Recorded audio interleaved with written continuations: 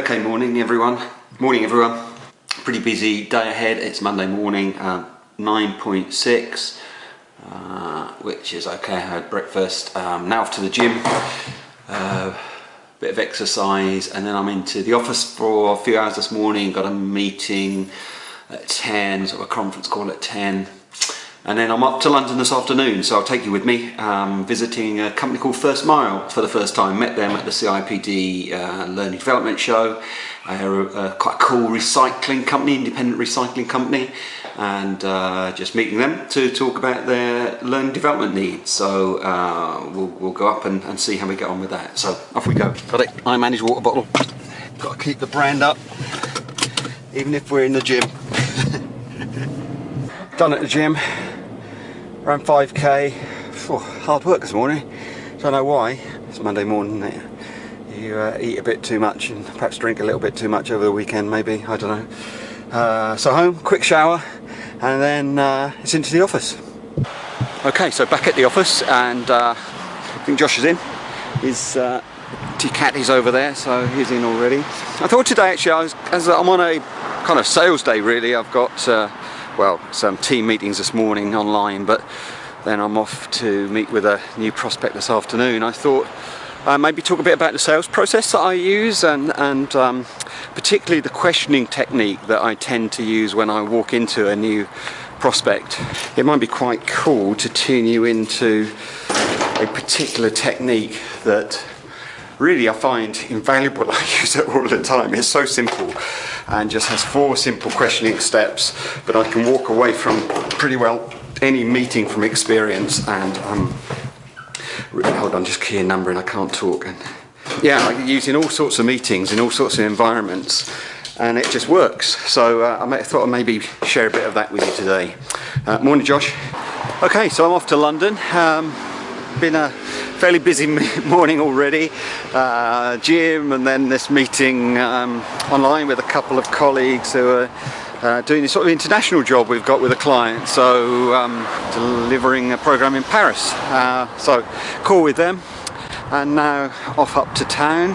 This afternoon I've got an appointment with a new prospect.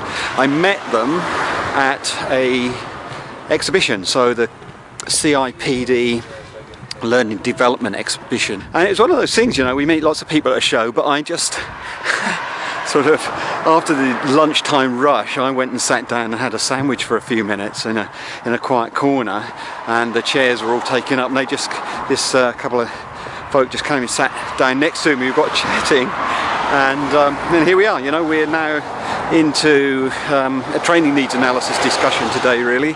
So we're starting to explore what their needs are and how as a business we might be able to help them. You know, that sort of relationship start is exactly where we like to begin and really build a long-term relationship from that point. We still have one client we started with in 1999. I'm really proud of that, actually.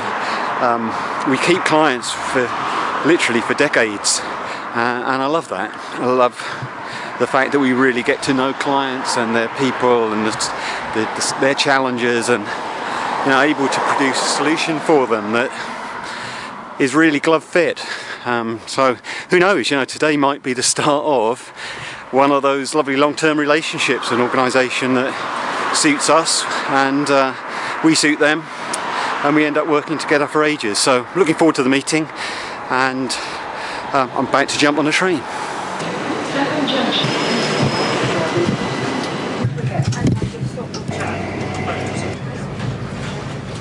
Classic. Just arrived at Victoria, and now need to jump down the tube, so I get to over to Highbury, Islington, and just thought I'd talk about the first form of questioning. So situation questions. S is for situation. So always in these sort of sales appointments, I start with the big picture. A couple of things that I really am striving to do in that. One is actually find out who they are. So you know, what their status is in the organisation, what their authority is, Ultimately, what I guess I'm fishing for is to understand whether or not they are the people with the correct authority to authorise the purchase when we get to that point later on. Situation questions would also include a bit of future proofing, because what I want to do is to make sure that I have covered in the solution, I've covered where they're heading, what they're trying to do as an organisation. So, what's their vision, what's their direction, what do they want from the future as an organisation, not at a training needs level, but at an organisation level, so that I can then tap into that and make sure that our proposal is aligned with what they're trying to do as a business. So S for situation, that's always where I start the questioning process. Second line of questioning is P for problem.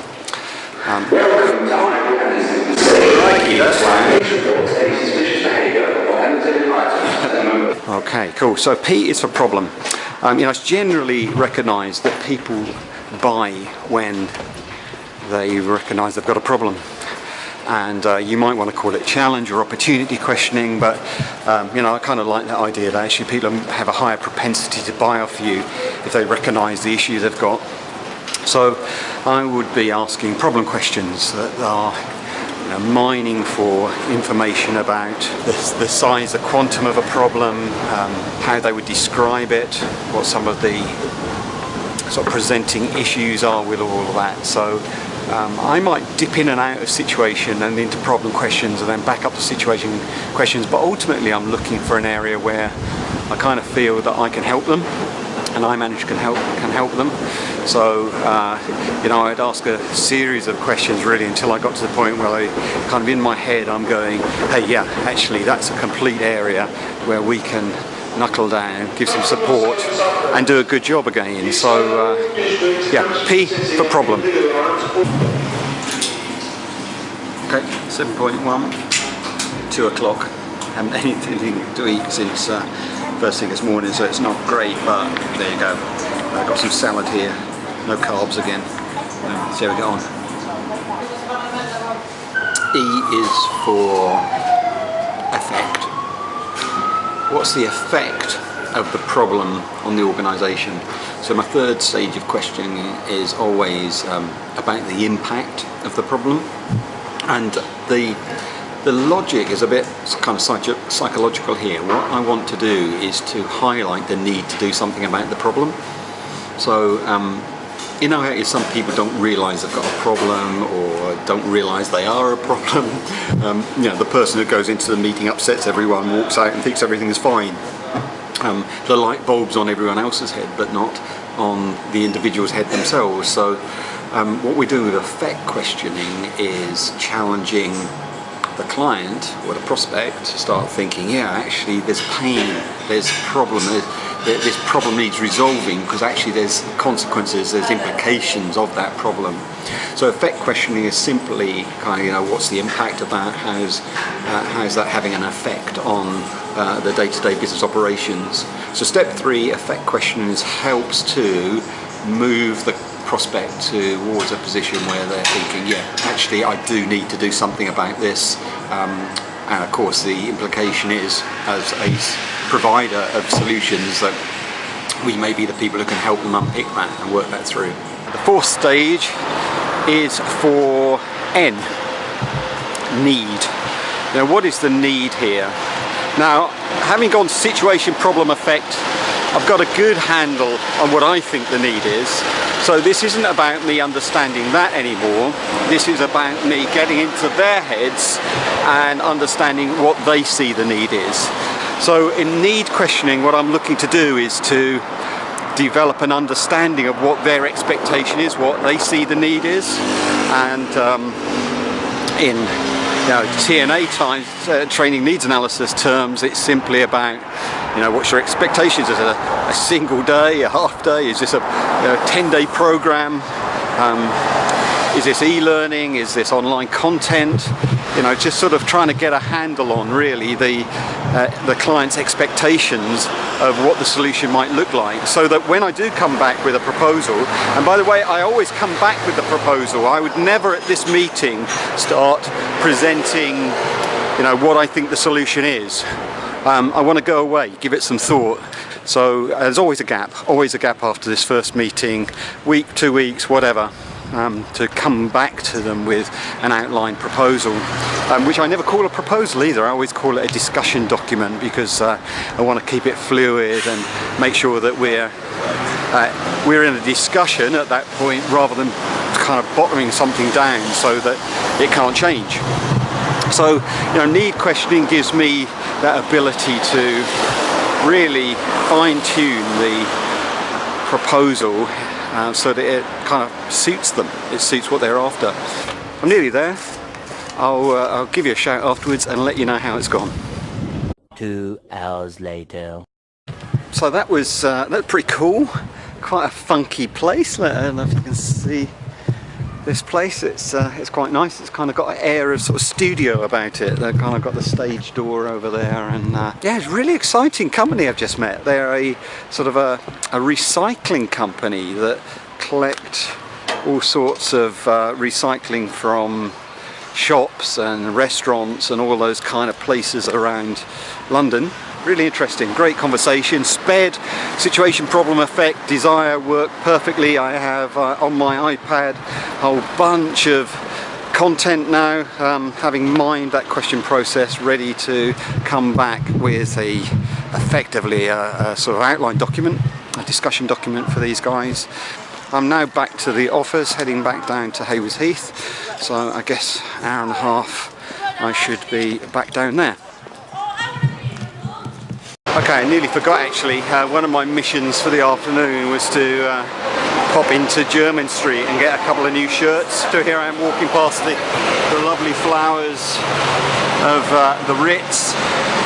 TM Lewin, really, that's kind of my shirt of choice.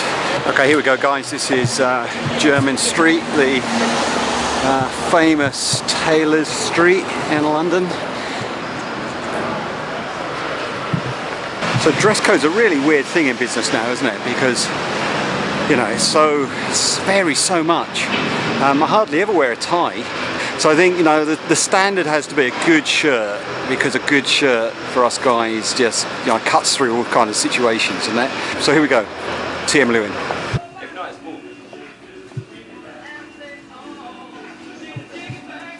5 shirts, 130 quid. That's an incredible value. They never used to be as cheap as that. Tailored shirts, Egyptian cotton, kind of under the price of a sort of a retailer on the high street, really. Look. So there's my bag. By the way, I think somebody fairly important lives here. Not sure who it is, but there you go. It was so hot, just Islington to Green Park, and it wasn't even rush hour. It's kind of really coming up to that now. So what is it? It is 5:15. So I thought, okay, nice walk. It's a lovely day. It's turned out loads better here than it forecast this morning. So I thought I would kind of wander back, kind of look out the shade a little bit on the street, and head back to Victoria. I think somebody important lives here as well. Just home. 4.2. Feed me!